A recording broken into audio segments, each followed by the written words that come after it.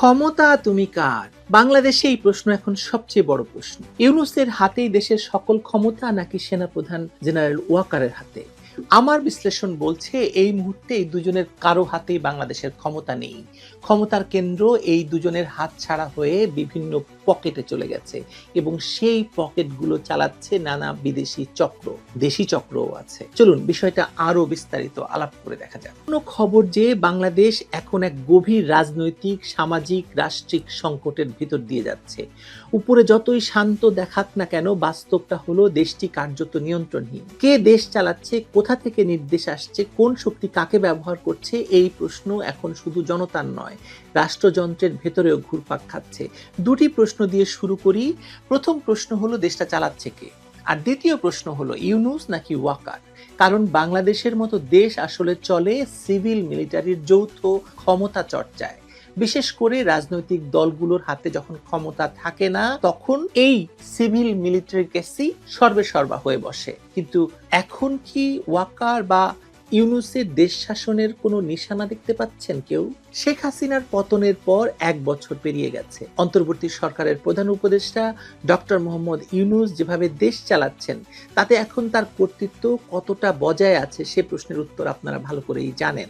সেনাপ্রধান জেনারেল ওয়াকারুজ্জামান একাধিকবার প্রকাশ্যে বলেছেন নির্বাচন ছাড়া স্থিতিশীলতা আসবে না। কিন্তু সেই নির্বাচন আদৌ হবে কিনা কিংবা কে তা আয়োজন করবে তা নিয়েই তৈরি হয়েছে ভয়ঙ্কর অচলাবস্থা। অন্তর্বর্তী সরকারের গঠন কাঠামো থেকে এই সংকটের বীজ বপন করা হয়।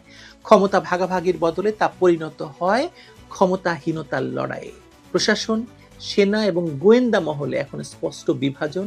একদিকে ইউনূস ও তার ঘনিষ্ঠ আমলাতন্ত্র, যাদের ভরসা মূলত এনজিও ব্যাকগ্রাউন্ড এবং আন্তর্জাতিক সংযোগ। অন্যদিকে সেনাপ্রধান ওয়াকার, যিনি এক সময়ে 2024 সালের আগস্টে সেনা নেতৃত্বাধীন আন্দোলনের পর নায়ক হিসাবে আবির্ভূত হয়েছিলেন। তিনি বলেছিলেন, আমার উপর ভরসা রাখুন, আমি সব ঠিক করে দেব। কিন্তু আজ তিনি কার্যত বন্দী নিজের সদর দপ্তরেই। কার্যত বন্দী, আমি কিন্তু বলিনি ওয়াকারুজ্জামানকে বন্দী করা হয়েছে, কারণ এই গুজব সব জায়গায় চলছে।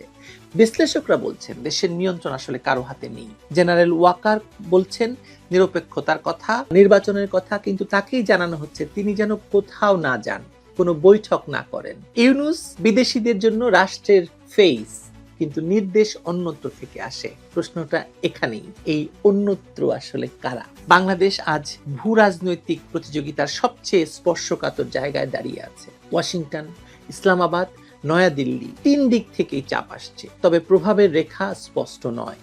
একদিকে পাকিস্তানি সামরিক গোয়েন্দা চক্রের পুনঃপ্রবেশ, অন্যদিকে মার্কিন ডিপ স্টেটের প্রণোদিত এনজিও নেটওয়ার্ক, ব্যবসায়িক নেটওয়ার্ক। এই দুই অক্ষই ইউনূস সরকারের ভেতর জায়গা করে নিয়েছে।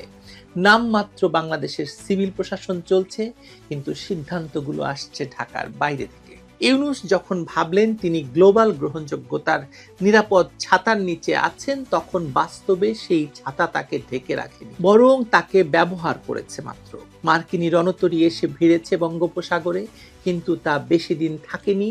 ট্রাম্প প্রশাসন এখন ভারতের সঙ্গে ঘনিষ্ঠ হওয়ার চেষ্টা করছে, পাকিস্তানের সঙ্গে তো তার দহরম মহরম চলছে, এবং বাংলাদেশের বর্তমান প্রশাসনের প্রতি তার অনীহা অস্পষ্ট নয়, সেটা প্রমাণিত হয়েছে শারম এল শেইখে গাজার যুদ্ধবিরতি এবং গাজা ইসরায়েল চুক্তির যে অনুষ্ঠান হয়েছে। পৃথিবীর তাবৎ বড় বড় দেশের প্রধানমন্ত্রী, প্রেসিডেন্টরা সেখানে গিয়েছেন, ভারত এবং পাকিস্তানের প্রধানমন্ত্রী সেখানে গেছেন, কিন্তু বাংলাদেশ সেখানে দাওয়াতই পায়নি। এই যে ত্রিমুখী একটা বাস্তবতা, ইউনূস আসলে নিঃসঙ্গ হয়ে পড়েছেন। 2024 সালের অগাস্টে তথাকথিত আন্দোলন, গণ অভ্যুত্থান, বিপ্লবের পর থেকেই পাকিস্তানি গোয়েন্দা নেটওয়ার্কের বিশাল তৎপরতা শুরু হয় বাংলাদেশে।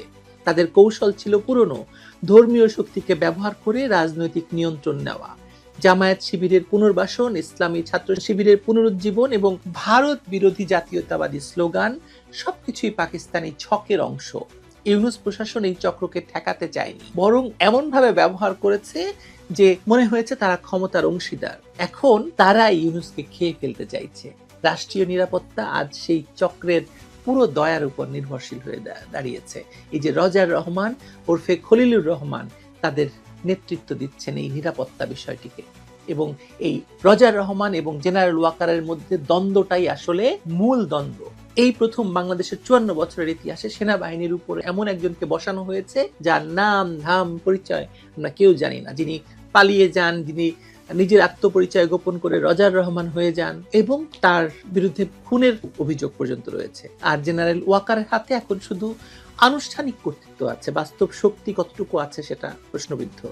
তার সিদ্ধান্ত আটকে যায় সিভিল উপদেষ্টা কাউন্সিলে, যেখানে পাকিস্তান ঘেঁষা কর্মকর্তারা খুবই প্রভাবশালী। সামরিক শৃঙ্খলার ভেতরও এখন অনেক সন্দেহ, আতঙ্ক আর বিভক্তি। আইসিটি থেকে উচ্চ পদস্থ সেনা কর্মকর্তাদের বিরুদ্ধে গ্রেপ্তারি পরোয়ানা জারি, এটা চূড়ান্ত আঘাত। ক্যান্টনমেন্টের ভেতর এখন যে নীরব ক্ষোভ তা শুধু ব্যক্তিগত নয়, প্রাতিষ্ঠানিকও। একদিকে ইউনিফর্ম পরা অফিসারদের হাত করা পরানো হচ্ছে, অন্যদিকে সরকার বলছে আইনের শাসন। কিন্তু সৈনিকের কাছে এই ব্যাখ্যা তো অর্থহীন।